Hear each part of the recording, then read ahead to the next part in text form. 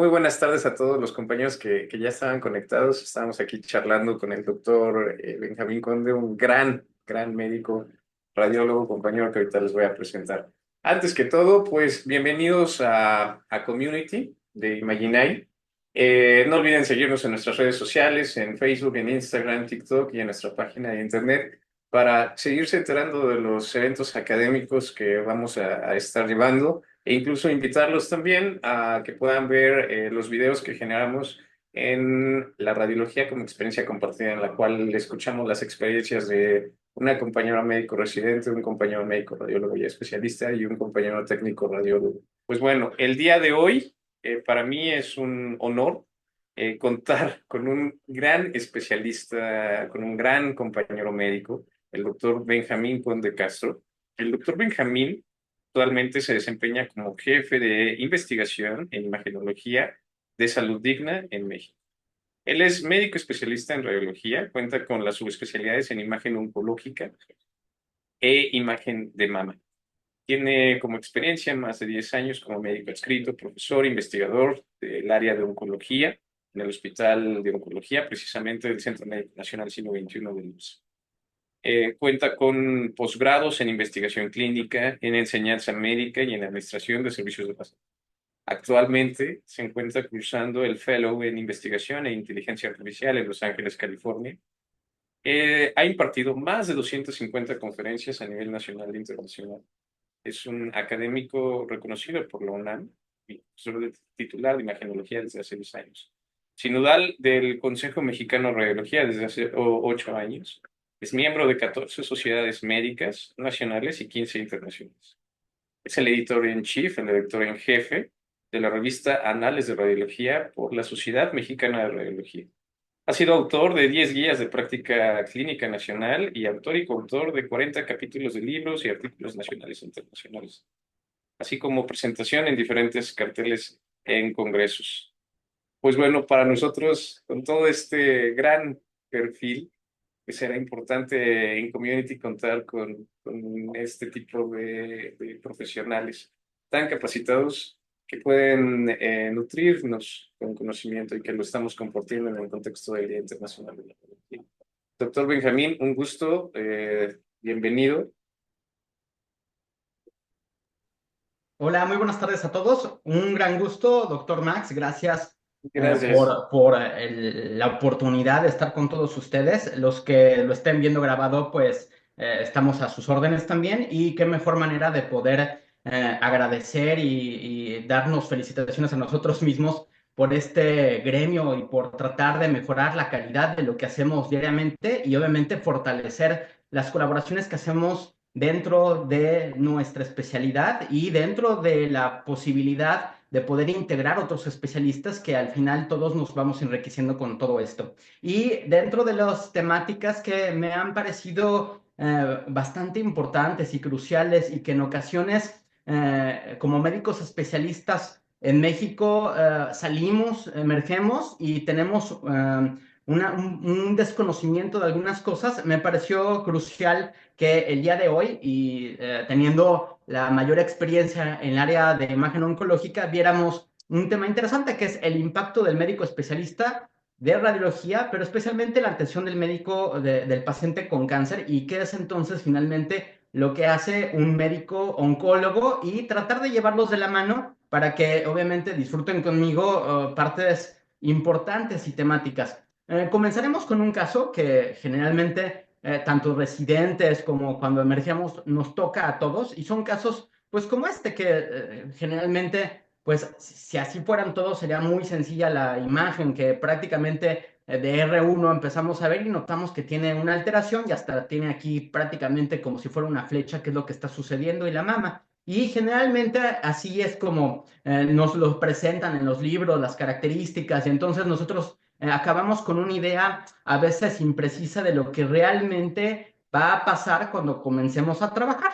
La realidad es que es más complejo que eso. Son pacientes que están complicados, complejos, que a veces incluso requerimos hacer una gran cantidad de competencias que a veces no están relacionados con lo que realmente emergemos, es decir, la expectativa con la experiencia, con la realidad, se ve involucrada, pero de formas incongruentes, y al final se supera la complejidad y por lo tanto deben de existir distintas características que parte de esta clase va a ser fundamental para poder explicarles. Por ejemplo, en este caso, después de haber biopsiado y haber obtenido que tenía algunas lesiones, se hizo la mastografía y entonces aquí ya empieza la complejidad en donde se ven involucrados pues competencias actitudinales que requiere explicar a la paciente por qué se le van a hacer más estudios, explicarle cuánto tiempo va a estar durante el estudio para que no se mueva, pero también requiere de competencias que involucran pues una parte técnica, una parte procedimental, que entre ellos pues es el biopsiar, el cómo queda el marcaje, pero más allá de eso involucra también el poder tener las suficientes competencias y muy claras de cómo nos vamos a corresponder y cómo vamos a interactuar con el médico especialista oncólogo, con el médico especialista patólogo, y entonces este es un claro caso de lo que realmente sucede en la vida real, que es que el médico radiólogo especialista tiene que ser líder de muchas de las características. Y me gusta poner este caso de mama, en donde, si ustedes lo piensan, al final acabamos siendo líderes de muchos casos, pero especialmente, por ejemplo, y hablando en el mes que acaba de pasar de mama, pues es un caso muy importante de cómo el radiólogo debe tener todas esas competencias, ser líder, pero además de todo, saber corresponder y relacionarse con el resto de los médicos interconsultantes. Entonces, pasemos a cuáles son los objetivos de la plática. Serán reconocer las competencias según las recomendaciones de las instituciones académicas. Entonces, el reto más importante y trascendental para comprender qué es lo que hace cada médico especialista trata sobre qué competencias están escritas, qué competencias son las que al final, cuando emerge un especialista, tiene que saber mínimamente, y finalmente, obviamente, de forma idónea, qué es lo que sigue sucediendo fuera de la institución. Y por lo tanto, el segundo paso será identificar las competencias establecidas por los marcos legales, y a pesar de que nos estén escuchando de otros países o que incluso independientemente de la institución donde estén realizando, hayan realizado su especialidad o estén contemplando realizar algún fellow que tiene que ver con imagen oncológica o al final que esté relacionado con oncología, que puede ser desde músculo esquelético, mama, Doppler, etcétera, que al final todas esas patologías están relacionadas también con oncología, pues esto va a ser también trascendental. Y finalmente, distinguir las competencias que recomiendan, obviamente, los organismos internacionales, que no es que queramos ser madinchistas siempre, pero al final existen ya estatutos internacionales que obligan a voltear a ver y comprender qué es lo que queremos, hacia qué certificaciones podemos avanzar. Entonces, parte de esto es, si se dan cuenta, pues la UNAM es una de las universidades más importantes de México, no es la única, pero como ejemplo es las pocas instituciones que son las que otorgan el aval de las competencias cuando emerge el radiólogo en las distintas sedes que existen en todo México. Por otro lado, el Consejo, que forma parte de la CONASEM, que es el Comité Normativo de Consejos de todas las especialidades y que una de esas 30 es el Consejo Mexicano de Radiología e Imagen, pues es el que menciona qué competencias mínimo y las certifica. Al final no es una universidad, solamente certifica que tenga lo mínimo ese radiólogo cuando emerge para poder trabajar en eso. Pero después de eso, y aquí pongo un ejemplo, está, por ejemplo, distintas sociedades, que en este caso es la Sociedad de Imagen de Mama, que al final es una de las tantas instituciones que está relacionada en paralelo con la ACR, que todos conocemos en México y en el mundo, y que dicta el Colegio Americano de Radiología también ciertas competencias, y que en México tenemos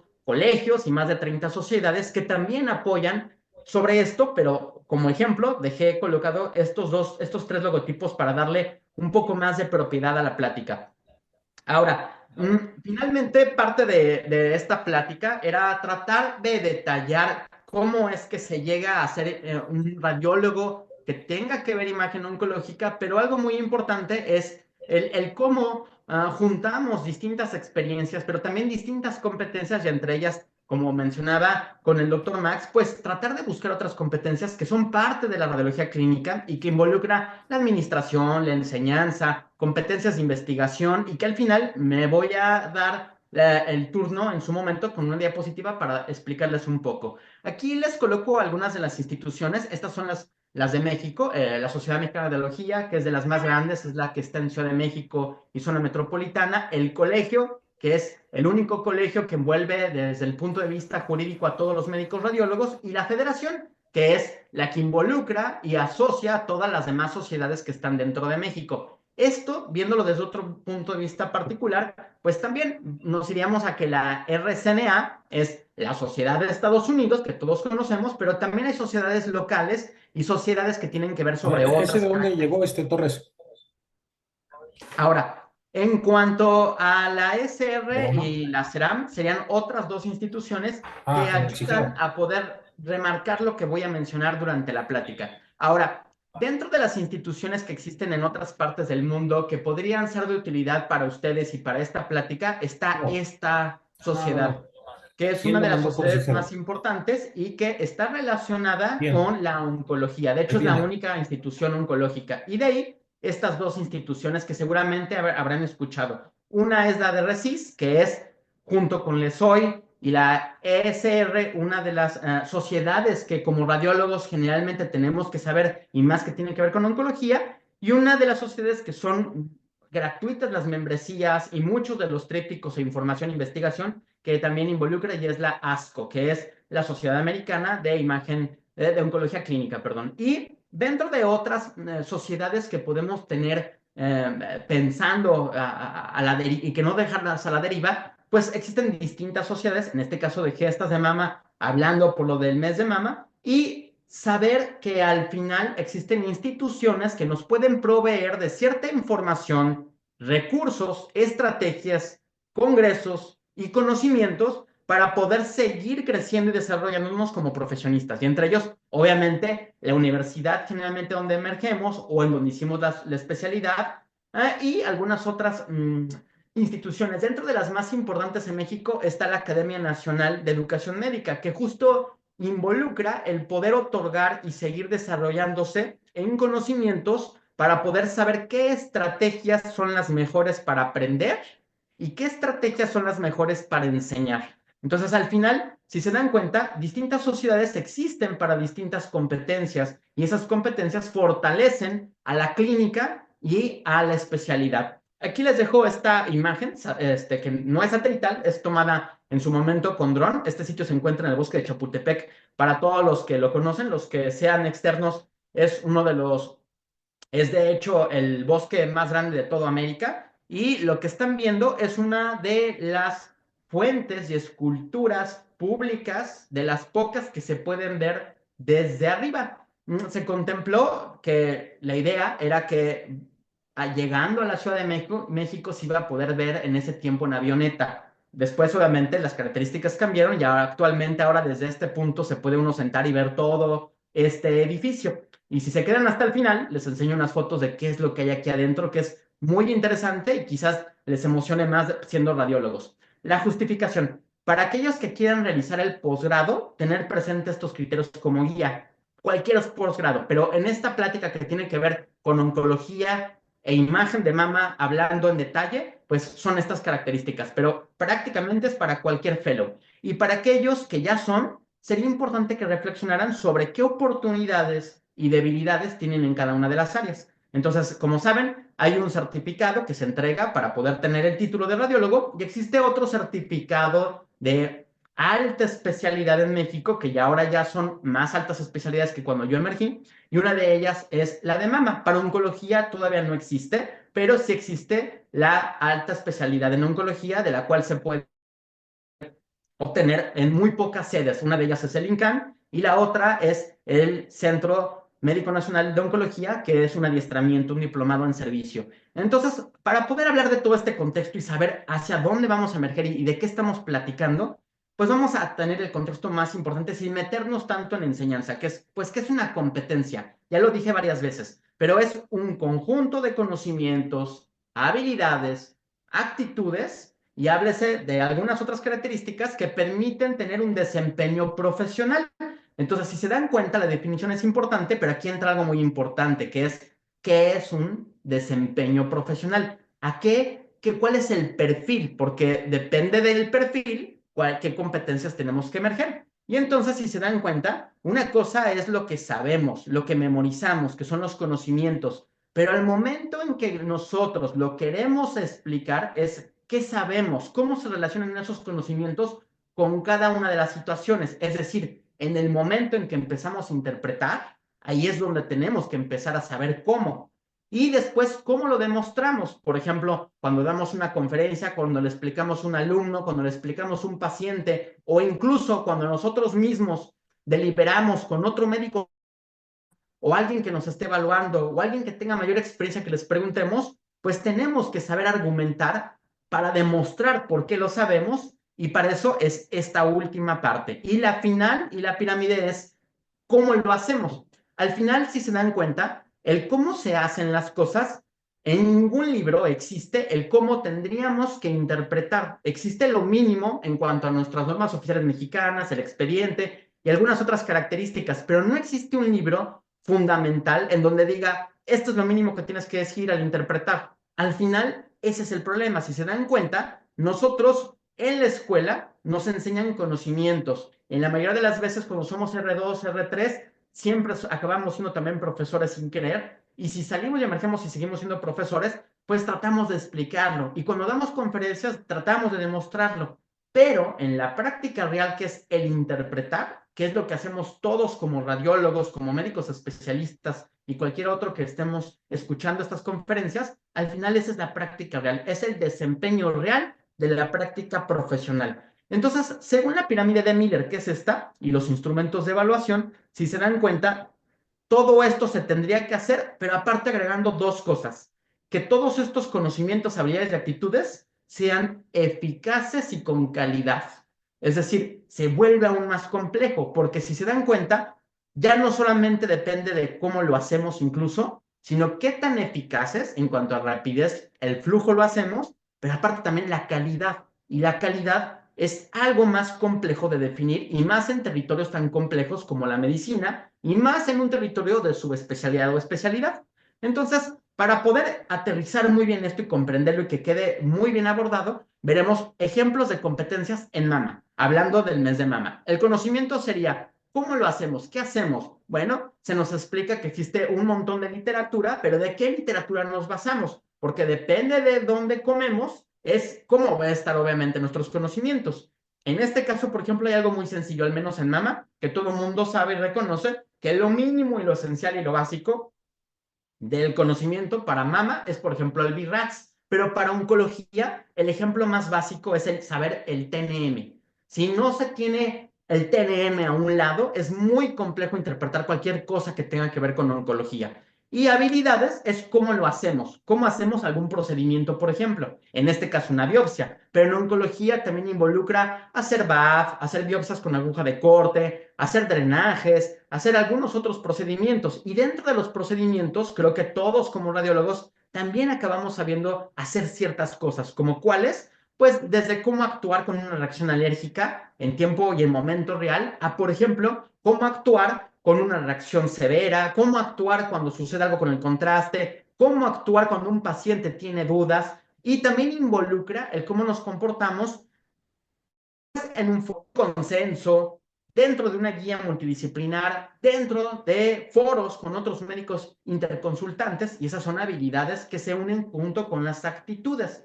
La actitud, que es cómo lo hacemos, involucra el cómo interpretamos, cómo nos dirigimos con nuestros técnicos, con nuestras enfermeras, con nuestros propios pacientes, con nuestros propios colegas. Entonces, al final, son tres áreas, y aparte agregar calidad y eficiencia, para que una competencia esté completamente involucrada. Entonces, vamos a hablar sobre algunas características ya detallando sobre oncología. La primera de por qué existen subespecialidades, pero incluso también las especialidades, tiene que ver con distintas causas. No vamos a hablar de todos, pero creo que las esenciales y las primeras, de acuerdo a los datos duros, será la primera, los avances tecnológicos. Todos sabemos que conforme ha ido avanzando la tecnología, se ha visto involucrado varias cosas. Uno, la complejidad de lo que hace el radiólogo y que por lo tanto, cada una vez de que ha salido todas estas tecnologías y que se quedan porque evidentemente demuestran de forma significativa, tanto clínica como en evidencias técnicas, sus procedimientos y su eficacia dentro de los procesos del diagnóstico y del tratamiento de los pacientes, entonces permite que se queden esas tecnologías. Seguramente cada uno de nosotros y como residentes hemos visto pasar una serie de tecnologías que a veces tenemos que aprenderlas, a veces acaban siendo modas, pero todos sabemos que algunas llegaron para quedarse y entre ellas pues obviamente está el ultrasonido, la tomografía y a pesar de que siga avanzando esto, todos los radiólogos sabemos que sigue siendo esencial la radiología convencional. Entonces, conforme avanza la tecnología, los procedimientos, los fármacos, los medios de contraste, involucra que el radiólogo se vaya no solamente que exista la especialidad de radiología, sino que empiecen a existir subespecialidades, y en este caso, la oncología. La oncología, cuando se empieza a diseñar en otros países, cuando se empieza a remarcar que, por ejemplo, el PET-CT, la tomografía y la resonancia estaba incrementando ya no solamente el diagnóstico, sino que involucraban otros indicadores que era ya no solamente diagnosticar, era también tratar, pero algo bien interesante que también hacemos los médicos radiólogos, que a veces se nos olvida que es pronosticar. Entonces, cada vez de que se estadifica un paciente con el TNM que tenga cáncer, se está pronosticando cuánto tiempo va a sobrevivir a 1 y a 5 años. Ahora, la segunda causa, necesidades de profundizar en el conocimiento, fueron estas cosas. Si se dan cuenta, pues empezaron a haber múltiples modalidades de las mismas tecnologías, distintas enfermedades que se fueron agregando, que se vuelven más complejas. Algo muy importante es que para que estas enfermedades queden situadas como prioritarias, tiene que haber también algo alrededor, y una de ellos muy notorio es que avancen los fármacos del tratamiento para que esos pacientes tengan que diagnosticarse de una forma más detallada, más profunda. Y entonces, ahora, pues, parece redundante, pero todos sabemos como radiólogos que, por ejemplo, una paciente con cáncer de mama ya no es suficiente con saber si es un cáncer ductal o un adenocarcinoma o un sarcoma. Ya no es suficiente con eso. Ahora tenemos que saber, obviamente, también inmunohistopatología, tenemos que saber incluso apellidos de cómo se traducen distintos marcadores tumorales. ¿Por qué? Porque existen distintos fármacos que actúan para distintos pacientes. Entonces, las enfermedades también permiten situar, demostrar y, de acuerdo a la oferta-demanda, requerir que los médicos, en este caso especialistas radiólogos, tengan que ir abarcando distintas especialidades y entre ellas en nuestro país, pues son varias de estas. Por ejemplo, para mama está la parte de modalidades que todas estas involucra que van a ver mama, independientemente de que tengas imagen oncológico de mama, si tú hiciste alguna de estas subespecialidades, vas a acabar viendo mama. Dentro de las enfermedades, pues también nuevamente, todas estas especialidades acaban viendo o el tumor primario, o las complicaciones, o la estadificación, o en el peor de los casos, la enfermedad metastásica de ese mismo paciente que tiene cáncer de mama. Entonces, al final es un buen ejemplo, el cómo, por ejemplo, el cáncer de mama se sitúa dentro de un plano transversal que es, pues sí, hay una modalidad de todas estas subespecialidades, pero también hay una modalidad dependiendo de qué enfermedades hiciste una subespecialidad, como en este caso oncología y mama, pero también anatómico. Hay distintas subespecialidades, que hay, por ejemplo, de cuello, de corazón, de pulmón, pero incluso también ya hay másters y diplomados para resonancia de mama. Entonces, nuevamente, conforme avanza la profundidad del conocimiento, se ve necesario que se involucren mayor cantidad de competencias. Ahora, este último cuadro me gusta mucho porque denota que a las distintas áreas y lugares que he tenido la oportunidad de estar integrado con otros equipos que no son radiólogos, me he permitido ver que existen incluso radiólogos en donde menos imaginarían. O sea, existen ya radiólogos cimentados e integrados dentro de otros marcos multidisciplinarios, entre ellos neurofuncionales, con psicólogos, neuropsicólogos, con psiquiatras, también dentro del área de la antropología y de arte. De hecho, hay varios museos, incluso en México, en Puebla, en donde hay ciertos radiólogos que interactúan, ayudan para las publicaciones que tienen que ver con el arte y la antropología. Medicina forense, no solamente los médicos forenses tienen que saber radiología, sino que hay radiólogos peritos que se encargan de situar esta correspondencia. También para paleontología, de hecho, a mí me tocó apoyar hace algunos años a unos paleontólogos para poder ver si tenía un triceratops, un sarcoma. Para mí fue increíble el poder interactuar con ellos y comprender que hace más de 60 millones de años se ve igual un sarcoma en un dinosaurio que en una persona después de 60 millones de años. Y algo que está muy en boga es una de las características y tecnologías que ya no se van a ir, está para quedarse, y es la inteligencia artificial. Entonces, vean, no solamente hay un trasfondo transversal que es, sí, yo tengo que saber oncología de forma transversal porque necesito distintas competencias, sino también longitudinal que involucra la modalidad, la enfermedad, la anatomía, en este caso mama, por ejemplo, pero también ya otras cosas emergentes, como en este caso la inteligencia artificial. De hecho, de acuerdo a la ASR y la SR, ya están incrustando dentro de muchas universidades la materia como tal de inteligencia artificial. Y en algunas universidades ya incluso tienen que rotar a las áreas y los departamentos de inteligencia artificial, los radiólogos, porque es un tema fundamental y obviamente porque hay oferta y demanda y otras características. Y la causa 3, incremento en las actividades profesionales. Entonces, hagamos una reflexión, vean todas estas características. Yo creo que la mayoría de los radiólogos y los que estamos escuchando esto, yo creo que la mayoría, es más, podría apostar que el 100%, dedicamos en una proporción distinta cada una de estas áreas. Tan es así que en otros países cada una de esas áreas se paga por separado o se paga de forma independiente o se paga dentro del marco de lo que es un radiólogo. Sin embargo, en países de América Latina, incluyendo México, la mayoría sabemos que lo que nos acaba pagando nuestro contrato es la parte clínica, la parte asistencial, la parte del soporte médico. Es lo que todos como radiólogos nos acaban diciendo que hace un radiólogo, que es, en rojo, interpretar.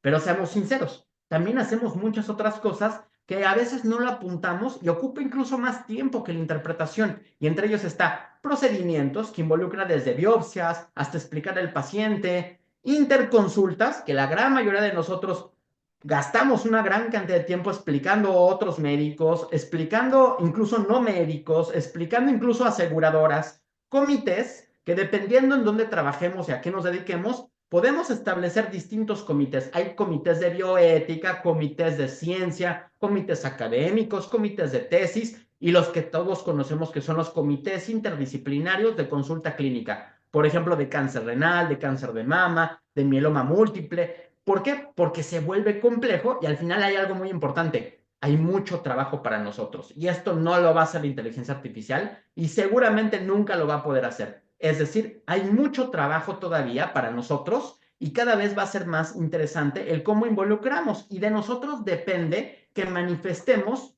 no que no lo hagamos, al revés, lo tenemos que hacer, más bien tenemos que explicar, detallar y tratar de incentivar que las instituciones esta parte asistencial comprendan que nosotros también lo hacemos y que eso tiene que ser, pues, si no pagado, entendido que es parte de nuestra parte asistencial. Y la otra, pues, coordinar. Yo creo que todos nosotros como radiólogos, sin querer o queriendo, de forma consciente o indirecta, acabamos siendo profesores de técnicos, profesores de enfermeras. ¿Por qué? Porque al final somos líderes, pero al final cada uno de los que involucra el departamento, nosotros tenemos que apoyar a todos ellos, soportar en el sentido de enseñar académicamente de forma científica para que se haga mejor el trabajo. ¿Por qué? Porque todo mundo sabemos que cada uno de todos estos talentos que involucran el diagnóstico, si no está bien incorporado, de nada sirve que el radiólogo sepa mucho o que sea bueno el radiólogo. Si el técnico radiólogo no es bueno en su trabajo, no tiene las suficientes competencias,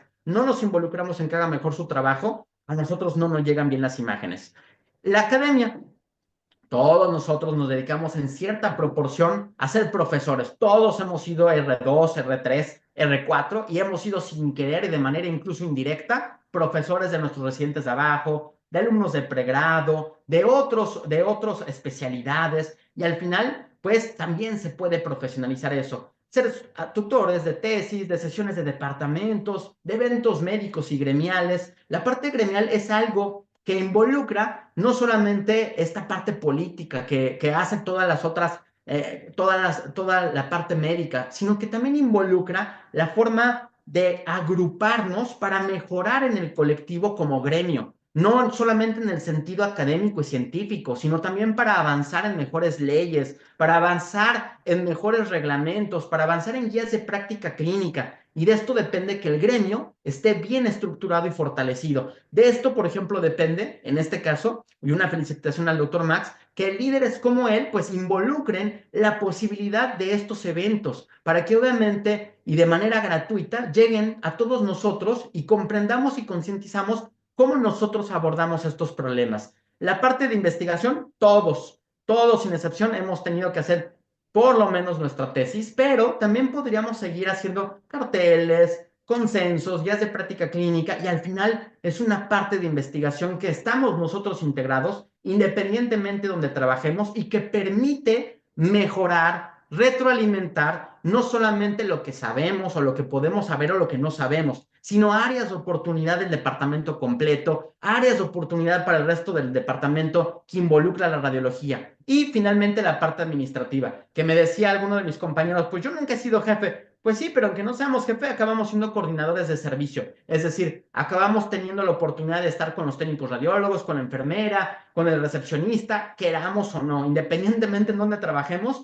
Y al final tenemos una proporción administrativa en el cual, independientemente de que nos paguen o no, acabamos teniendo distintas competencias que involucran el cómo nos coordinamos con el resto del departamento. Sin embargo, también involucra pertenecer o permitirnos pertenecer a una sociedad médica, tener nuestro propio consultorio quizá y gestionar proyectos que pueden ser proyectos, nuevamente recalco, de cualquiera de estos 4 rubros y que involucran competencias administrativas. Las recomendaciones de las instituciones académicas, pasemos a este punto. Los logros educativos que debe adquirir el alumno son estos 3. Hay una gran cantidad de libros, hay mucha documentación acerca de la enseñanza y hay una ciencia bien importante e interesante que se llama epistemología. Esta ciencia inicialmente era sigue siendo, pero inicialmente solo era una rama de la filosofía.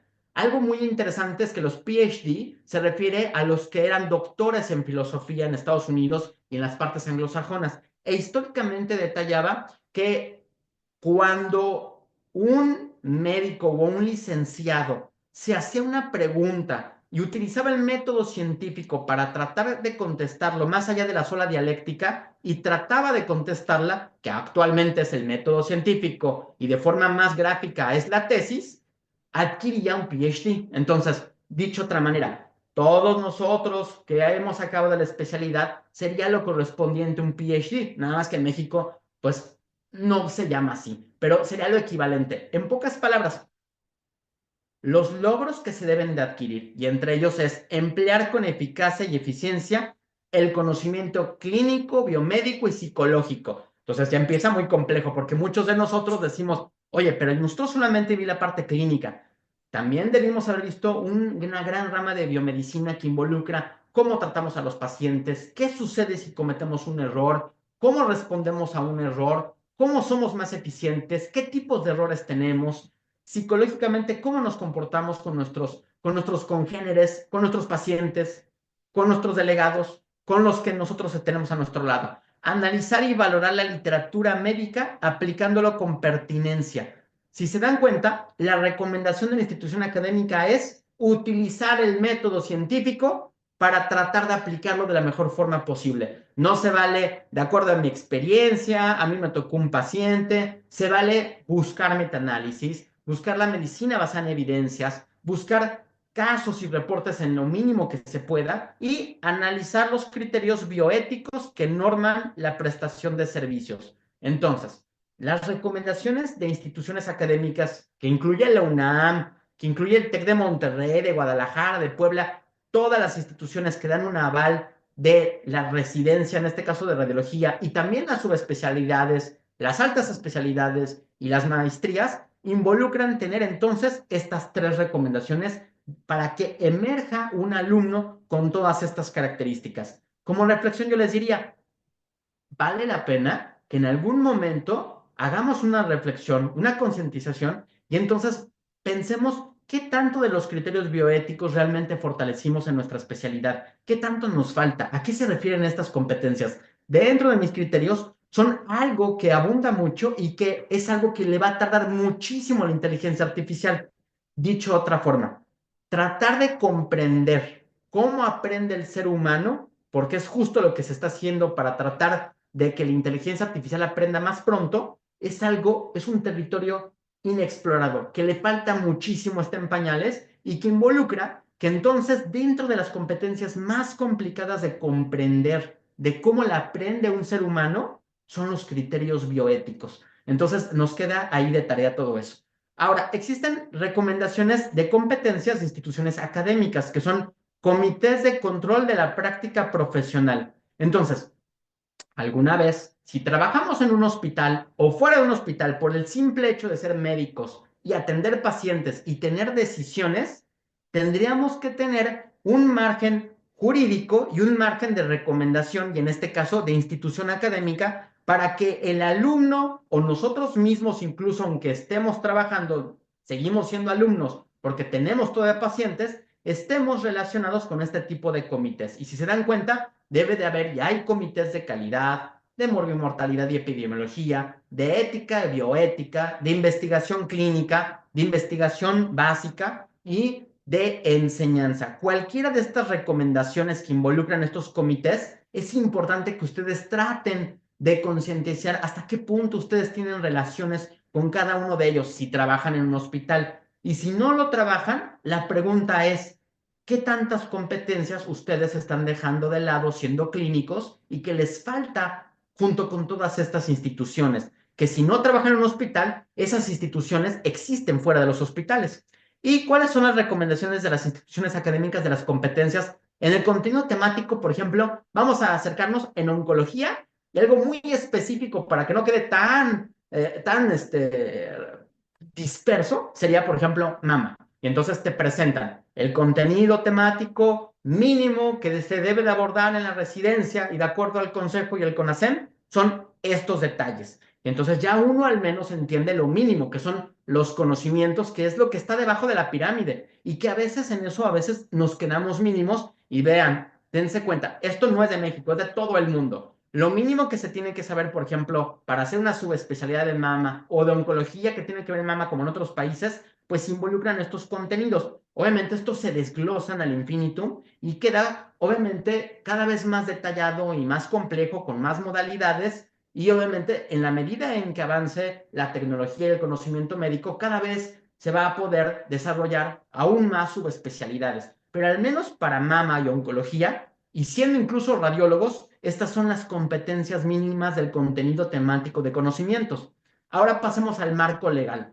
El marco legal es cuando emergemos o incluso antes de emerger, en el momento en que estamos tocando un paciente siendo alumnos, debemos de saber lo mínimo. Y dentro de lo mínimo debemos de saber que en los términos jurídicos y legales, todos los países tenemos, antes que nada, una constitución. Dentro de la constitución existen distintos reglamentos, distintas leyes, que a su vez involucra que exista una ley. En México se llama la Ley General de Salud.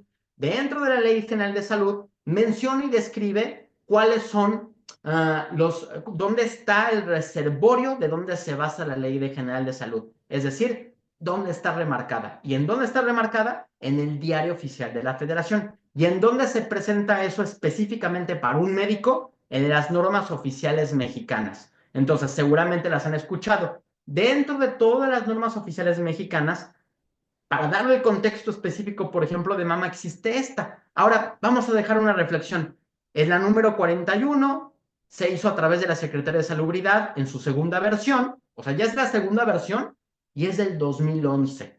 Entonces, vean ustedes, hay que reflexionar cuánto tiempo tiene esto que no se actualiza, siendo que, por ejemplo, la ACR actualiza cada 3 o 4 meses el reglamento y los criterios de idoneidad que tienen que ver con mama, porque hay otras que también ya tienen más de 10 años, pero con mama las actualizan al menos sus evidencias más importantes y relevantes, al menos cada 4 a 6 meses. Entonces, esto habla, obviamente, de la necesidad de que si no existe el marco legal en México, tenemos que buscar qué es lo idóneo. Y lo idóneo es lo más actualizado, pero que esté basado en evidencias. Y entonces, al menos lo mínimo que menciona, pues son estas características. Y si se dan cuenta, entonces, Una cosa es el conocimiento y otra parte es la parte jurídica. Y dentro de la parte jurídica debemos de saber, como radiólogos que vemos oncología y mama, que lo mínimo que debemos de decir es la última clasificación de BIRATS, es decir, tenemos que estar actualizados, que en esta norma solamente está descrito esto, porque apenas y empezaban a salir otras tecnologías que ustedes saben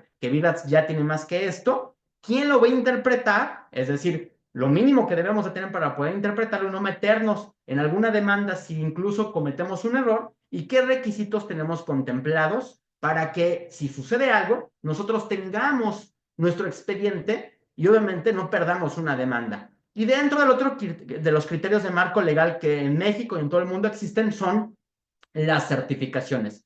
En México se llaman los certificados de alta especialidad. En este caso les puse el de mama, pero existe el de imagen oncológica, existe el de musculoesquelético, el de pediatría, perdón, el de oncología solamente diplomado. Pero dentro de esto, las certificaciones de alta especialidad pues mencionan distintas características que están diseñados a través de los consejos y el consejo a su vez a través del CONASEM. Entonces, no lo ponen las sociedades, no lo pone el Colegio de Radiólogos. Esas no vienen particularmente de la Ley General de Salud. La Ley General de Salud y la norma oficial mexicana tiene el respaldo de la CONASEM. La CONASEM es una sociedad civil que únicamente certifica, no enseña, solamente certifica que el médico que hace el examen tenga lo mínimo para poderle darle su certificado. Y como todos sabemos, se vuelve bien difícil porque aparte de todo, no solamente tenemos que certificarnos, sino también recertificarnos. Entonces se vuelve complejo esta remarcación. Y al final pasemos a algo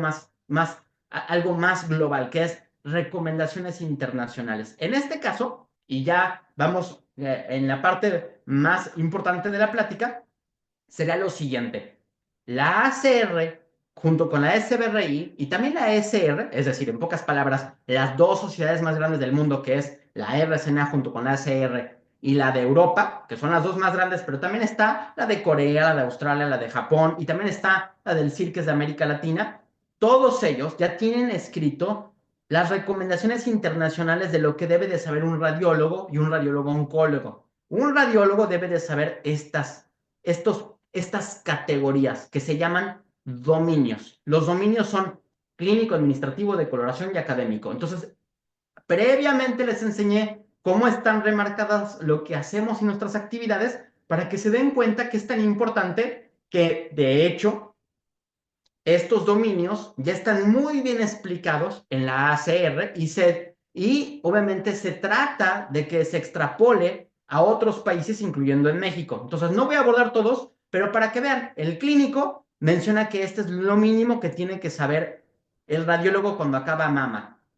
El administrativo, y dicen, ok, también tenemos que saber administración. Sí, sí, y de hecho, al menos en el consejo no hacemos ese tipo de exámenes en la parte administrativa, pero todo mundo sabemos que cuando acabas la especialidad, tienes que acabar sabiendo esto. Entonces, seguramente conforme vaya avanzando en las reglamentaciones, las leyes y también la CONASEM y los consejos, vamos a tener que incorporar estos dominios y estos dominios obviamente se ven reforzados en oferta y demanda en que se tengan que enseñar de manera inequívoca en todas las residencias. Y si se dan cuenta, pues vean cuáles de estas, los que se dedican a mama o oncología, tienen estas competencias como esta. Pruebas de control de calidad. Dicen, ¿a poco también tengo que saber? Pues sí, de calidad. Y como les mencionaba, tiene que ver con la bioética, con la retroalimentación, pero también tiene que ver con la parte administrativa de cómo se hace y para qué se hace.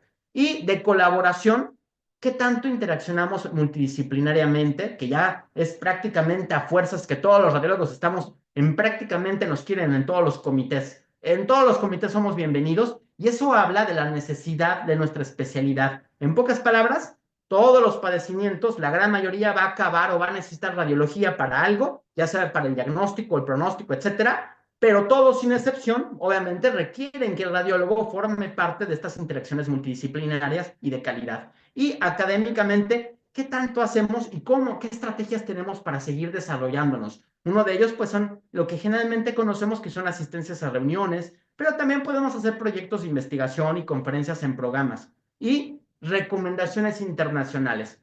Aquí les va. Seguramente, si me pidieran cuál es la diapositiva más importante de toda la plática, yo consideraría que es esta, que cuando rotaban conmigo en oncología y en las veces que he tenido que dar pláticas sobre qué hace un radiólogo oncólogo a diferencia del resto, podría ser esta diapositiva. De hecho, con esta pura diapositiva les explico. Mira, el radiólogo oncólogo, en teoría, lo mínimo que debe de salir haciendo es esto. Y si ustedes lo piensan, y aunque no tengan subespecialidad o un fellow, dicen, pues yo me dedico a esto. Pues sí, es decir, tienen que saber las generalidades y a lo mejor el subespecialista las complejidades o las profundidades en detalle. Pero estas son todas las competencias relacionadas en el dominio únicamente de criterios médicos clínicos asistenciales, pero para que vean todas estas recomendaciones. Entonces, vamos a pasar rápidamente. Dentro de prevención y cribado, pues sabemos que conforme ha avanzado la tecnología, por ejemplo aquí de la Colotac, pues avanzan las evidencias, pero también conforme avanzan las evidencias se hacen más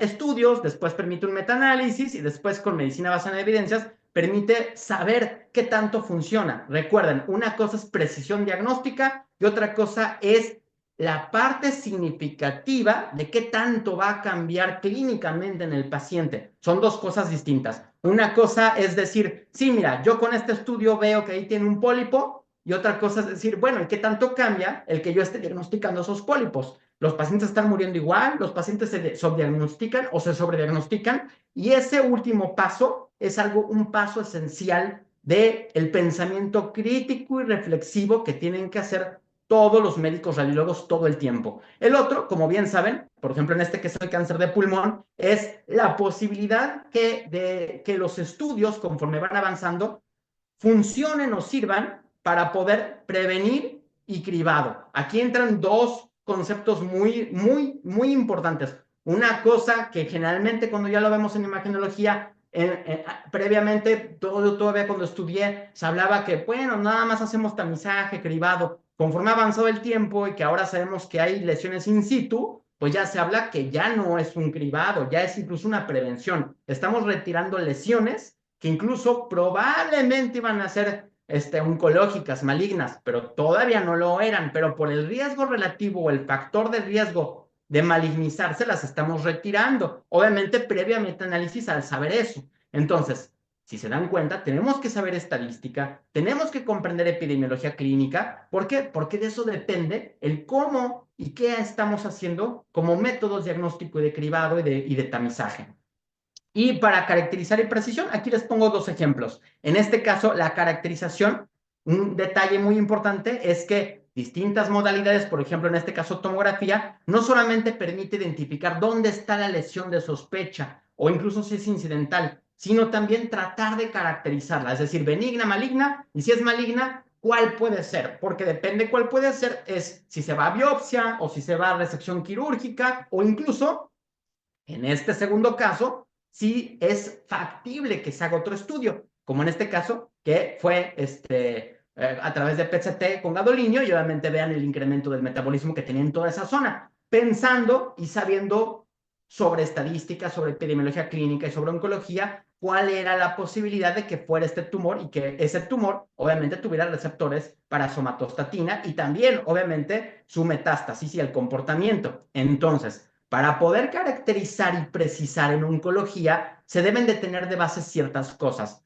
Anatomía ganglionar, anatomía de cómo se difunde, se diluyen las metástasis, pero algo muy importante, la posibilidad de comprender el TNM, es decir, tener el TNM al lado, que no es necesario aprendérselo, pero al momento de leerlo, comprender cuáles son los órganos que involucra, si realmente y saber qué tanto lo que decimos tiene la posibilidad de que esté involucrado, infiltrado, solamente contactado, para poder obviamente saber o decir el verbo especial para saber si se va a resecar, si se va a hacer biopsia o incluso si se va a drenar algo que está alrededor. Otros de caracterización y precisión, pues se vuelve más complejo por las modalidades diagnósticas, como por ejemplo, en este caso, pues ya antes, hace 20 años, pues se tenía una tomografía, se le pasaba contraste, pero conforme va avanzando la tecnología, sabemos que pues hay inyectores duales y los inyectores duales permiten hacer distintas series. En este caso, pues tenemos arterial, portal, venoso, eliminación tardía y luego aparte de todo ya hay tomógrafos duales que son con 2 detectores, con 2 tubos, que permite hacer incluso otras diluciones de contraste, permite hacer otras actividades con el medio de contraste, pero aún estas, que es de lo más esencial, el poder saber el comportamiento de ese tumor y las metástasis, permite poder dar un diferencial pues más cercano y no solamente decir que ahí hay tumores, sino decir si es benigno o maligno, si es metastásico primario, incluso tener una idea más esencial de cuál es la posibilidad para de ahí poder sugerir y recomendar cuál es el siguiente estudio, qué es lo que necesita el paciente para poder caracterizarlo por completo. Como en este caso, que antes solamente existe la radiografía, pero ahora con tantas secuencias de resonancia, pues es necesario incluso antes de poder biopsiar el tumor y para poder saber cómo se comporta ese tumor. Y ahora con otras áreas, como es por ejemplo las guías de biopsia, pues el radiólogo se tiene que meter a biopsiar y al final no lo hace nadie más. Al menos en nuestro país, la mayoría de los intervencionistas, o más bien la mayoría de los que hacen punción y guiado por imagen, son radiólogos. En otros países también pasa igual que aquí, que hay otra sobreposición con otros especialistas y acaban haciéndolo de otras áreas. Y las decisiones de guías de biopsia, ya sea a través de tomografía con distintas resoluciones y también, obviamente, la posibilidad de guías de biopsia y otros como es marcaje. Entonces, a medida también de que avanza el instrumental y la tecnología, nos permite también diferenciarnos. Me tocó ver hace 2 semanas una guía de biopsia robótica, que uno dice, ah, bueno, ya lo va a hacer la inteligencia artificial. No, no, no. Es para que quede aún más precisa, pero requiere forzosamente del radiólogo y alguien le tiene que dar clic cuando comienza, porque esa persona es la responsable de cualquier cosa que pueda suceder. Es lo más parecido que pasa, por ejemplo, con un coche de Tesla, que todavía alguien tiene que ir del lado atrás y si algo sucede, alguien se tiene que hacer responsable y va a seguir sucediendo.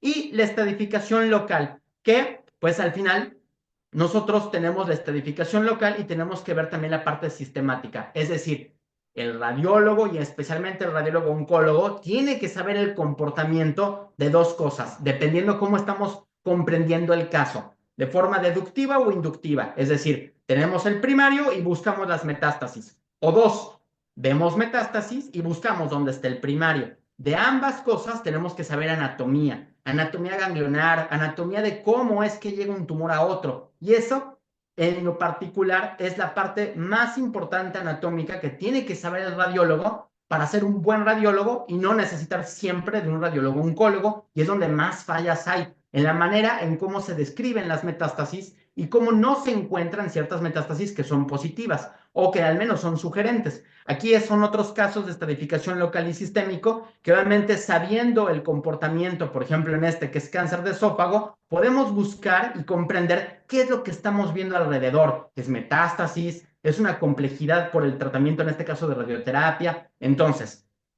una vez que al paciente se le da tratamiento, nosotros como especialistas tenemos que involucrarnos en saber qué produce ese tratamiento. Ejemplo, si nos dedicamos a musculoesquelético, tenemos que saber qué es lo que puede pasar si se infecta una cavidad después de que inyectamos un esteroide. ¿Qué pasa si se inyecta lidocaína donde no se debe? Lo mismo pasa para oncología. Una vez teniendo el paciente y que ya fue tratado, tocado quirúrgicamente, tenemos que comprender qué se le hizo para que lo que veamos podamos nosotros discernir y dar la recomendación o en el mejor de los casos decidir si es benigno o maligno lo que estamos observando. Y algo fundamental que la mayoría de los centros ya no llega, que es todos los radiólogos, sin excepción, a menos de que no trabajemos clínicamente, nos vamos a dedicar a las primeras etapas, que es caracterizar, dar diagnóstico diferencial y en el mejor de los casos hacer el diagnóstico inicial con la estadificación si nos mandan el paciente ya sabiendo que tiene.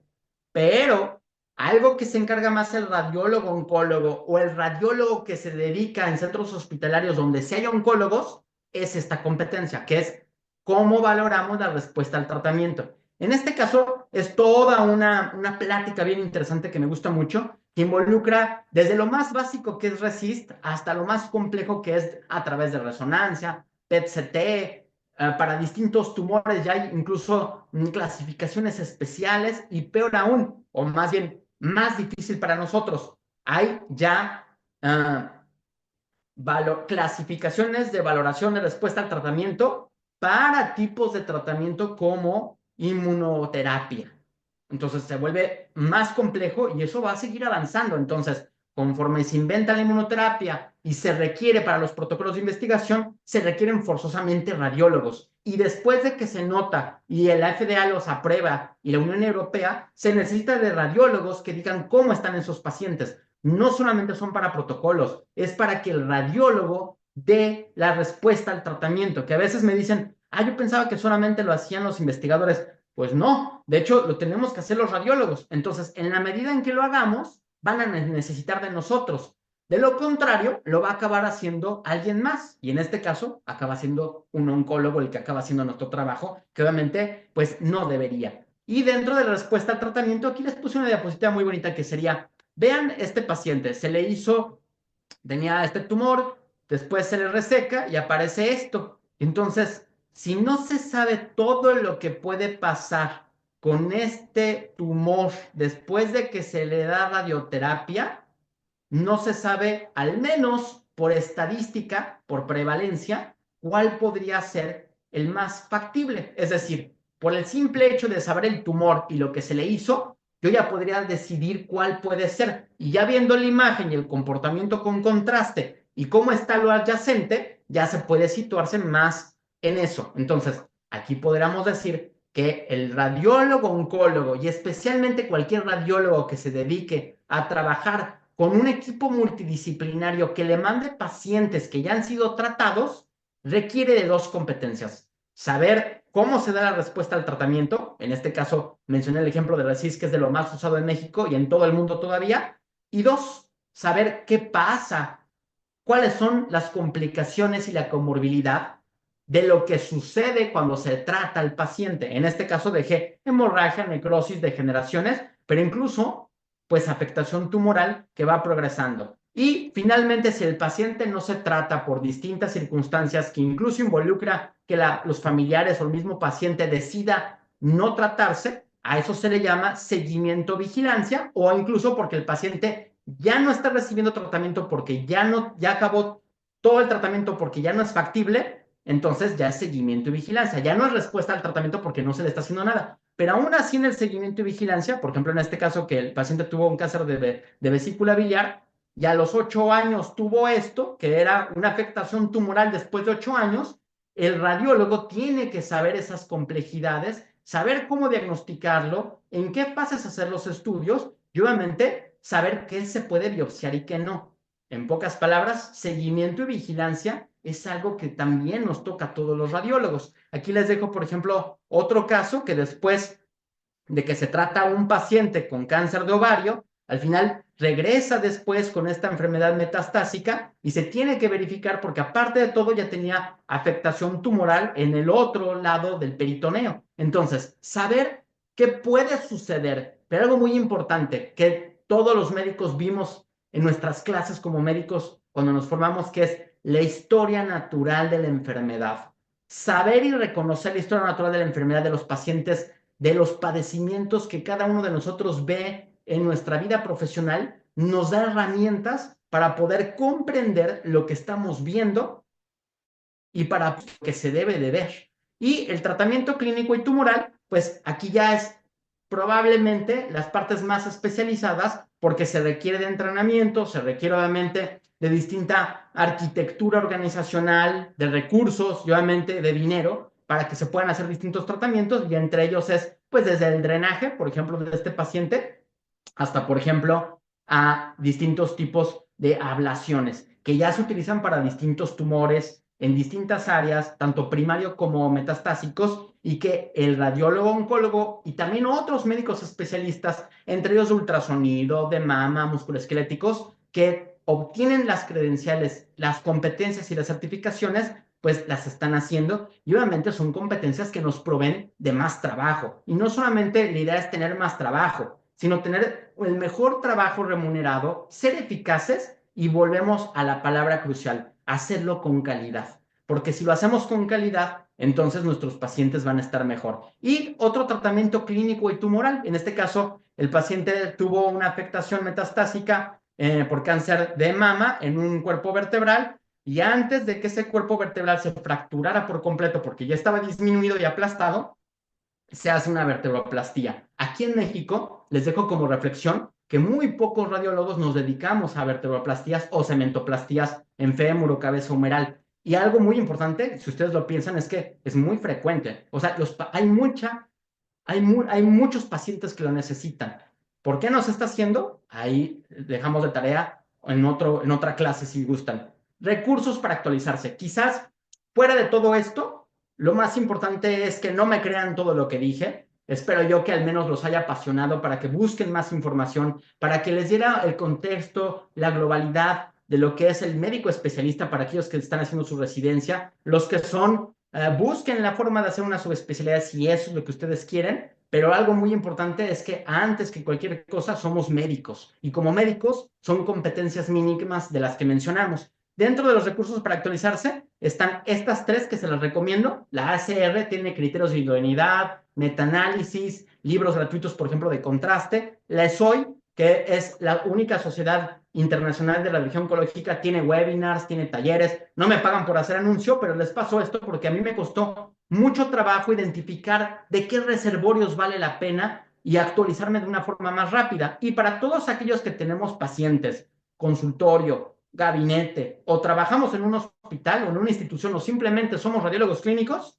métanse a esta página, van a encontrar en inglés, en español, incluso hay unas guías en francés ya traducidas en tiempo real o le pueden poner en Google Translate y hay fascículos que se le pueden dar a los pacientes para que comprendan, por ejemplo, su cáncer de mama, cáncer de testículos si les toca y que obviamente también ayuda no solamente a comprender y recordar que antes que médicos subespecialistas o especialistas, somos médicos. Y como médicos, tenemos las competencias necesarias y absolutas para tener que abordar al paciente y al final trabajamos no con imágenes, sino con pacientes. Como conclusión, podremos decir muchas, pero la parte de la conclusión es solamente tener una, que el continuo desarrollo y el incremento en la profundidad del conocimiento médico, de la tecnología y de otras áreas que les expliqué, provoca la necesidad de tener formación de médicos especialistas en distintas áreas y a su vez, obviamente, de médicos subespecialistas. Aquí les dejo el Museo del Cárcamo para todos aquellos que se quedaron, es viéndolo desde abajo.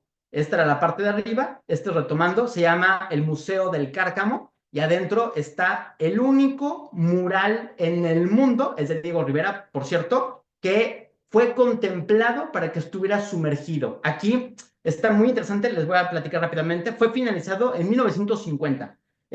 Aquí llegaba toda el agua del lago Lerma, del Valle de Toluca hasta la Ciudad de México, y esta obra no solamente está considerada como uno de los murales más bonitos desde el punto de vista que incluso involucra algunas partes científicas, que para 1951 hay trilobites, ya hay cosas microscópicas, ya hay cosas que apenas empezaban a saber y que Diego Rivera se metió mucho a ver toda esta parte científica de cómo la ciencia se mete en el arte y al final el arte jala la ciencia. Pero algo muy interesante es que estuvo sumergido más de 30 años en agua. Entonces, cuando quitaron el agua para poder modificar el paso del agua, fue necesario pues repintar un poco, pero aún así aquí entraba y pasaba el agua todo el tiempo. Entonces, al final, algo que me gustaría cerrar, al menos esta primera parte, esta parte de la plática, es que pues les agradezco mucho. El entusiasmo siempre debe ser tratar de aprender más. El objetivo de aprender siempre debe seguir siendo fortalecer para lo que hacemos, el cómo beneficiamos al resto. Mi objetivo es impulsar el pensamiento crítico y analítico para fortalecer las competencias que nos permitan incrementar la calidad médica. Les dejo nuevamente, pueden escanear este QR. Si no lo escanean o no les da tiempo, pueden mandarme un correo. Cualquier duda, estoy a sus órdenes. Continúo siendo el jefe de investigación de imagenología en salud digna. Tenemos varias colaboraciones con distintas instituciones, tenemos proyectos de investigación. A su vez, también manejamos pues tenemos ya una gran experiencia en inteligencia artificial, en oncología, en mama, en calidad, que tenemos todo un centro de monitoreo que es único en toda América y en México, por supuesto. Y pues la idea es que no se queda solamente ahí. Nuestra idea es que como gremio, como radiólogos, queremos tratar de difundir todo lo que hacemos, obviamente de la mejor manera posible, con la mejor eficiencia y calidad, para que el resto de los radiólogos que nos escuchen y que quieran obviamente mejorar en esas áreas, pues poder enriquecerlos y en ese momento también enriquecernos nosotros. Es decir, al final yo creo que todos tenemos el mismo objetivo independientemente en donde trabajemos, que es pues solamente mejorar la calidad de la atención del paciente y que yo creo que es lo que celebramos en estos días, que es que una ciencia que es como la nuestra, que orgullosamente permite tener conocimientos complejos, esté a las manos de poder mejorar la calidad de vida de nuestra población, de nuestros vecinos, de nuestros familiares y seguramente también de nosotros mismos cuando estemos enfermos. Entonces, esto sería esta primera parte, doctor Max, y paso la palabra. Muchísimas gracias, wow. No, creo que me quedé sin palabras. Muchísimas gracias, Benjamín, por el apasionamiento, de la manera en la que compartes la información de esta área, que comparto la pasión. Bueno, yo soy de imagen molecular, también me desarrollo en el área, en el contexto de imagen oncológica, ¿no? Con grupos de oncólogos médicos, quirúrgicos, radiooncólogos. Y aquí vienen varias puntos en los cuales coincido contigo y que me gustaría remarcar. Creo que los radiólogos enfocados en el área oncológica, sin descartar los demás, porque pues, en general todos, somos investigadores, ¿no? Eso es algo en lo cual yo creo, ¿no? Y en el área oncológica uno necesita tener una colaboración y un contacto estrecho con los oncólogos, con los médicos tratantes, porque necesitamos saber qué le dieron en quimioterapia, si fue inmunoterapia, si fue una inhibidor de inhibidores, si fue quimioterapia citotóxica, inhibidor de PDL1, no, todo esto que impacta, ¿no? En la manera en la cual nosotros vamos a poder valorar y hacer seguimientos por imagen, ¿no? Y sobre todo también conocer qué método de imagen es aplicativo para cada tipo de patología oncológica, que aquí es donde entra todo el conocimiento, independientemente de anatómico, sino también fisiopatológico, cómo se comporta. Yo le decía a mis residentes, necesitan saber cómo se comporta el cáncer de mama, cómo se comporta el cáncer renal, cómo se comporta el cáncer de colon. Y ahí viene la parte de fisiopatología, ¿no? En general creo que, y no es presunción los radiólogos que estamos involucrados en la imagen oncológica, desde nuestras diversas aristas, ¿no? Los intervencionistas en esta parte de intervención de mama, ¿no? Como tal, imagen oncológica, imagen molecular y demás, ¿no? En conocer el contexto general de la enfermedad para poder personalizar no solamente el tratamiento, sino también la forma en la cual nosotros vamos a monitorear. Y aquí viene una parte importante en la cual creo que es hacia donde va la imagen oncológica, que es en esta parte no solamente de tratamiento, sino también de imagen, que es la parte teragnóstica, ¿no? La parte teragnóstica, que ya son tratamientos oncológicos dirigidos en colaboración con los médicos nucleares. Y en esto involucra muchísimos aspectos, no solamente de imagen molecular, sino también de imagen, de radiología, en la cual también involucramos a los radiólogos intervencionistas, ¿no? Por esta parte de itrio para carcinoma hepatocelular, que lo están haciendo ahorita por intervención, ¿no? O con los oncólogos. Pues muchísimas gracias, doctor, Benjamín. Yo también me ando apasionando aquí, pero bueno, tenemos una pregunta de David Mendoza, de Tepoztlán, Morelos. Él nos pregunta, como radiólogo oncólogo, ¿en dónde se puede entrenar o acreditar para terapias ablativas? No sé si tenías conocimiento de esto, Benjamín. Ah, creo que nos escucha. Existen dos formas, al menos, bueno, como todos estos conocimientos, puedes hacerlo de dos formas. En México, de manera local, existen algunos sedes en donde se puede hacer radiología oncológica, que como te comentaba es el INCAN, y si perteneces a LIMS, puedes hacer un adiestramiento en servicio en Centro Médico siglo XXI. Son los dos únicos lugares en donde existe la imagen oncológica y en donde obviamente parte de las competencias es abordar y rotar en esas áreas. También existe solamente en México una sola sede que es de intervencionista oncológico y obviamente es el INCAN. Es una subespecialidad que se llama así, intervencionismo oncológico y únicamente se dedican a hacer intervención durante un año de oncología. Fuera de ahí, cualquier centro donde existe intervención, generalmente parte de sus competencias, como bien sabemos, es ver pacientes oncológicos o sus consecuencias, secuelas o comorbilidad. Es decir, todos los intervencionistas en distintas, depende de la sede en donde hagan la residencia y donde roten, todos en algunas proporciones distintas van a tener que acabar sabiendo este tipo de competencias y una de ellas son, pues obviamente, las ablaciones.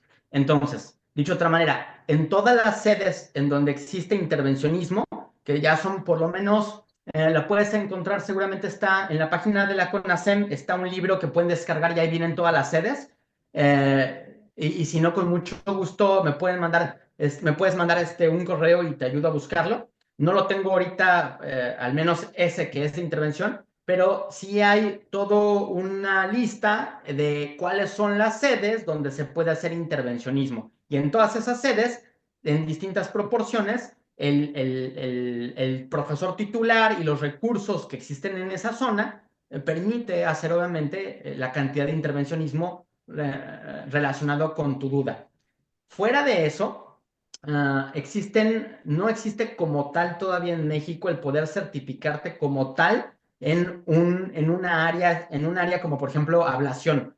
Primero tienes que ser radiólogo, tienes que ser obviamente dedicarte o haber sabido hacer biopsias como por ejemplo en mama, en musculoesquelético, intervencionismo o oncología. Y posteriormente, seguramente todas esas habilidades y competencias de procedimentales, que es guiarte a través de un ultrasonido, de tomografía o de resonancia para hacer la biopsia o el drenaje, te va a permitir tomar distintos talleres que existen en México y fuera de México. Ejemplo, los distintos congresos que involucran la RSNA, la SR y otros países, cuando son de intervencionismo, de ultrasonido o que están manejados por las distintas marcas que involucra el material instrumental para hacer esas biopsias, da distintos diplomas.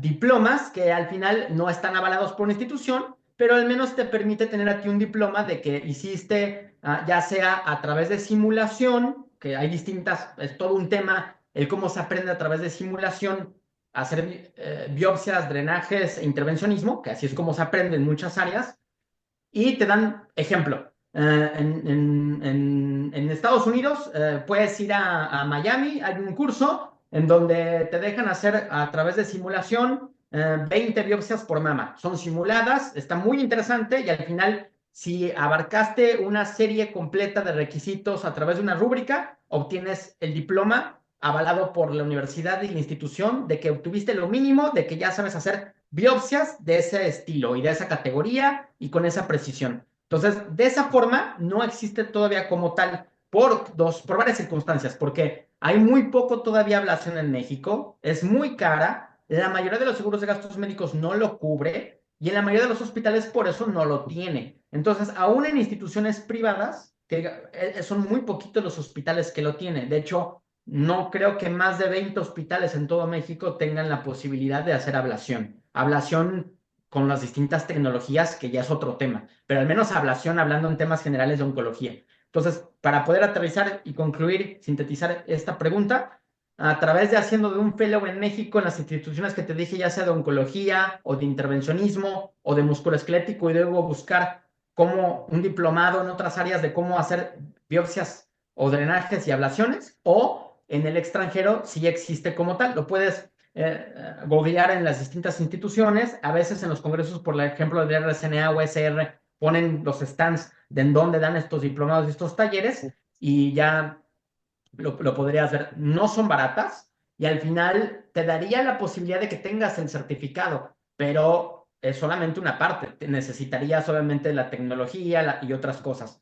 Entonces, yo dentro de las recomendaciones interesantes e importantes de las estrategias educativas, y hablando como profesor, es que en radiología han avanzado bastante en poder obtener estrategias educativas relacionadas con los procedimientos, en este caso, biopsias o ablaciones, a través de recursos y estrategias que en este caso, lo más innovador o tecnológico que existe es a través de simulaciones. Y hay varias cosas que tienen que ver con simulación. Ok. Muchísimas gracias. Aquí solamente para complementar, David, también puedes realizar el fellow como subespecialidad en el Hospital Central Militar, a Así es. través con aval de la Universidad del Ejército y Fuerza Aérea. Ahí el jefe de curso es el doctor Raúl Gámez, que por cierto lo vamos a tener el viernes Ujú. en el panel. Entonces, ojalá te sirva también esta información. Yo tengo, si alguien tiene alguna pregunta en el foro, o aquí en el forum, por favor puede levantar la mano para poder hacerla, o a través del chat. Mientras, yo tengo una pregunta aquí, Benjamín. Sí, claro. Entendemos que en imagen oncológica fuimos, o dentro de todo el ecosistema de radiología, hemos sido los que hemos ido tratando de ser más objetivos en mediciones, con Ujú. base a ver respuestas de tratamiento, ¿no? En el inicio, pues era muy subjetivo, de ahí nació RECIST, han ido generándose mayor número de escala, CHOI, PERSIS, PROMIS para cáncer de próstata por imagen molecular y demás, ¿no? Unos que valoran en morfología, otros que lo hacen en imagen híbrida, ¿no? Como tal. ¿Cuál tú consideras que sería la patología oncológica que todavía tiene pendiente esa objetividad para poder ofrecer mayor precisión en respuestas al tratamiento? Dentro de todas las patologías oncológicas, ¿hay una que tú consideres que tiene como esa necesidad y aún todavía tenemos esa área de oportunidad para generar? Sí, creo que lo podemos ver, esta pregunta la podemos desglosar al menos en dos ideas. La primera idea es que el RECIST hasta la fecha sigue siendo no se considera el gol estándar, porque no hay gol estándar para esto, porque es una paradoja de que lo que utilizamos al final también tiene errores, pero es lo que hay. O sea, es la paradoja del conocimiento, cómo se aplica y la falsibilidad de lo que es erróneo. El RESIST sigue siendo la herramienta más útil que se utiliza y la mínima que debemos de comprender. Entonces, en todos aquellos tumores donde no existiera todavía un RESIST más avanzado, podría o sería útil utilizar el RESIST. Obviamente tiene una gran cantidad de falsos positivos, falsos negativos, un montón de incongruencias, pero es lo que hay y es lo que más se ha comportado con el tiempo que sea preciso. Tan es así que seguimos siendo el RESIST 1.1, o sea, no ha cambiado. Yo formo parte del comité de RESIST a nivel internacional y es muy interesante que nos llegan preguntas, nos las pasan y dentro de las preguntas son, por ejemplo, oigan, ¿y cuándo va a salir el RESIST 1.2 o el 2.1? Pues yo lo dudo porque los metaanálisis y la estadística ha demostrado que sigue siendo muy congruente seguirlo utilizando. Más bien, conforme avanzó la tecnología para las distintas secuencias, resonancia, PET-CT, músculo esquelético, y ahora me gustaría abordar esa segunda pregunta con otro detalle, es como tú bien mencionas, existen ya RESIST que son más específicos y que tratan de quitar todos los posibles errores que daba el RESIST. Entonces, más bien yo creo que lo que ha sucedido especialmente en países, no solamente como en México, en muchos otros países, incluyendo la Unión Europea, es que la mayoría de las modalidades diagnósticas mínimas no existen para el paciente a pie o para el paciente en general. Dicho de otra manera, yo creo que lo podemos ver muy sencillo, con un criterio que es muy objetivo, que es número de equipos de PET-CT que existen por país. Y obviamente, dependiendo de la dimensión de la densidad poblacional. Es decir, se sabe cuántos médicos hay por población, por densidad. Y eso que está muy mal, porque no es lo mismo Ciudad de México todo condensado que Chiapas o que Oaxaca o que la Sierra de Puebla. Pero bueno, México es gigantesco y tiene muchas subáreas.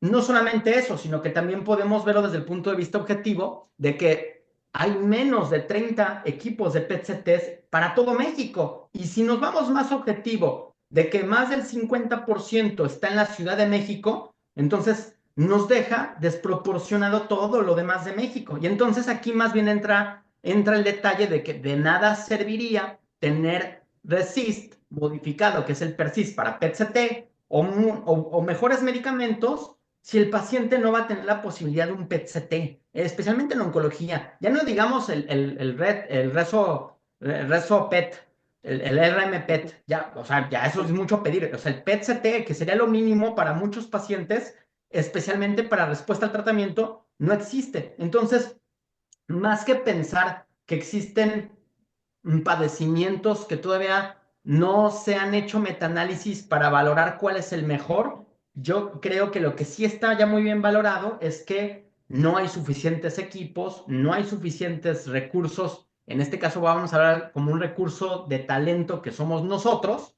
para todos los pacientes. Y algo que ha traído, al menos en consideración y democratización en México, a diferencia de otros países, es la teleradiología. Pero hay países donde no es legal la teleradiología o que no está tan avanzado en nuestro país. Y entonces yo me pregunto, o sea, no solamente es México, muchos otros países tienen sierras, tienen lagunas que dividen geológicamente otros poblados y ahí no hay radiólogos. Ya no digan un radiólogo oncólogo, un radiólogo general. Entonces, es un problema de talento humano y de recursos materiales. Regresando a la pregunta y contestando, sería que no lo veo desde ese punto de vista de qué padecimientos faltan. Más bien que el RECIS es lo mínimo que tendríamos que usar, que tiene muchas deficiencias y tenemos que conocerlas, y que como radiólogos deberíamos de saber que si trabajamos en un centro donde hay pacientes oncológicos y tenemos la modalidad diagnóstica, es forzoso y una competencia conocer la respuesta del tratamiento que puede ser aplicable. Hay al menos unos 10 tipos de clasificaciones de respuesta al tratamiento, pero son tan específicos que yo, por ejemplo, estaba en un hospital oncológico durante 10 años y me decían, ¿y cuántas veces utilizaste el Persist? Bueno, pues les doy algo muy lamentable. Todo el IMSS no tiene un solo PET-CT. Todo el IMSS de México, que es una de las instituciones más grandes, no solo de México y de América Latina, del mundo, no tiene su propio PET-CT. Entonces, pues nunca tuve que dar Persist. Al menos no de mis pacientes de ahí del IMSS. Y eso que, o sea, ya esto deja obviamente contemplado muchas ideas. Obviamente, en el lugar en donde trabajemos, las modalidades diagnósticas que tengamos, es nuestra responsabilidad desarrollar esas competencias. Y entonces regresaríamos a una pregunta que hicieron previamente, que es, ¿cómo me certifico para poder saber esa competencia? Y para eso está, por ejemplo, el ESOI, está, por ejemplo, el RECIS, está el SR y la RCNA. Hay cursos para poder certificarse y obtener lo mínimo de poder saber. Y si no hay forma porque no hay dinero, pues todos sabemos que hay webinars, hay artículos, hay libros y hay este tipo de charlas que ayudan muchísimo a poder comprender cómo situarnos, obviamente, en lo que trabajamos y lo que hacemos. Ok. Tenemos aquí unos comentarios del doctor Luis Carlos Villa Olivares de Chihuahua. Dice, excelente charla de forma global y muy puntual, la visión de las responsabilidades y actividades que nos concierne como radiólogos. Excelente charla y pasión. Así como Daniel Zapata, si no mal recuerdo, de Mazatlán, Sinaloa, dice, excelente charla, muchas gracias. Voy aquí, es la última pregunta, Benjamín. Claro, claro. Entendemos que en el contexto oncológico las estadísticas dentro de las patologías oncológicas van en incremento. ¿Cómo tú ves esta parte de formación de radiología oncológica, de imagen oncológica en México? ¿Vamos cubriendo esas necesidades o necesitamos generar más esfuerzos, abrir la conversación, invitar a más centros para que puedan profesionalizar y conformar estos cursos de alta especialidad? Yo creo que aquí entran varios detalles y por los cuales creo que puedo dar como una visión global, que a veces es lo más importante más que meternos en un discurso de una sede, de un estado. Yo creo que es, como bien lo comentas, es algo global, no es algo de México, es algo del mundo. No. Eh, Voy a tratar de acortar esta respuesta con un ejemplo que me parece muy práctico, que es fui a dar una plática a la CERAM, ahora en el Congreso de la CERAM. Y en ese congreso me llamó mucho la atención que no existe como tal los subespecialistas y obviamente tampoco de imagen oncológica. Entonces les llamó mucho la atención y me solicitaron dar resist. Al final acabé dando otras pláticas y hubo un foro y varias cosas, pero yo hasta les dije, bueno, ¿por qué si voy a ir hasta allá y que es algo de tan subespecialidad no quieren radioómica, inteligencia artificial aplicada, algo que yo pensaba que fuera más acotado? Me dijo, no, no, no, está muy bien Resist. Y dando el tema de Resist, y yo pensando que obviamente así como tenemos esta visión de México, de que pues, o sea, a lo mejor no nos tenemos contemplados como primer mundo, pero hay algo muy importante. Como médicos especialistas tenemos un gran nivel y nos exigen un gran nivel de certificación. Entonces, platicando con varios radiólogos, ya no solamente de España, sino en otras partes del mundo, y actualmente en donde estoy, me ha sido muy interesante ver varias cosas. Uno, que en muchos lugares y centros y países no existe como tal las subespecialidades. Existen certificaciones que no duran más de una semana. Incluso yo he tomado certificaciones aquí en Estados Unidos que duran 4 horas y te dan tu certificado. Y ya, con este tienes tu certificado para empezar a hacerlo. En México parece ser que estamos todavía un poco, es un arma de dos filos. Por una parte nos exigen una gran cantidad de años para poder ser especialista y luego una subespecialidad y luego un recertificado y luego una alta especialidad. Y eso obviamente trae en Partaguas dos cosas. Uno, que yo creo que todos sabemos que no hay suficientes radiólogos, por ejemplo, pues ya no digamos oncología. Salimos solamente en su momento y en mi generación éramos 5. Ahorita creo que salen cuando mucho 6 por año del INCAN. Y obviamente yo creo que no hace falta explicar más que con hechos y estadística y prevalencia e incidencia que no son suficientes. Y algo muy importante, más allá de eso, es eh, un tema político, un tema sanitario, que yo me voy más allá de eso, que es, ¿alguien ha investigado cuántos centros de investigación, o más bien, perdón, cuántos centros oncológicos, o sea, enfocados únicamente en la oncología existen en todo México? Entonces, cuando te pones a buscar y te das cuenta de eso, pues obviamente comprendes que al no haber oferta no hay demanda. Es decir, si no hay centros oncológicos que estén solicitando como tal un radiólogo subespecialista, pues no hace falta tantos radiólogos subespecialistas. Eso quizás lo veo desde un punto de vista negativo. Ahora vamos a la dialéctica de la parte positiva. Como tema positivo, yo pensaría que si se le agregó en un momento un año más a la especialidad, que de por sí ya eran 3, pues obviamente en ese último año la idea era tratar de enfocarnos en esas competencias que no tenía la sede. Y una de ellas fue obviamente las competencias más complejas, neuro, oncología, mama, que a veces se dejan hasta el final y acaba siendo tan el final que salimos y no la sabemos. Entonces, ¿qué trae como consecuencia? Que todas, con ese cuarto año, todas las sedes, en su momento, todas, casi sin excepción, solicitaron la posibilidad de empezar a rotar, por ejemplo, oncología y el INCAN. Creo que ustedes ya saben, no tengo que decirles qué fue lo que pasó. No se puede, es imposible. Entonces, esto, la dialéctica de por qué sucede, no solamente yo lo contemplaría desde el punto de vista de que no hay oferta, sino que parece que no hay oferta y demanda, pero en realidad es más bien el tema de que deberían las sedes involucrarse un poco más en desarrollar en sus contenidos temáticos la integración de temas que tienen que ver con oncología y de oncología básicos, que como bien mencionaste, tienen que ver con fisiopatología, con cadenas ganglionares, anatómicas, o sea, es anatomía, fisiología y fisiopatología, que en pocas palabras nos va a dar la historia natural de la enfermedad.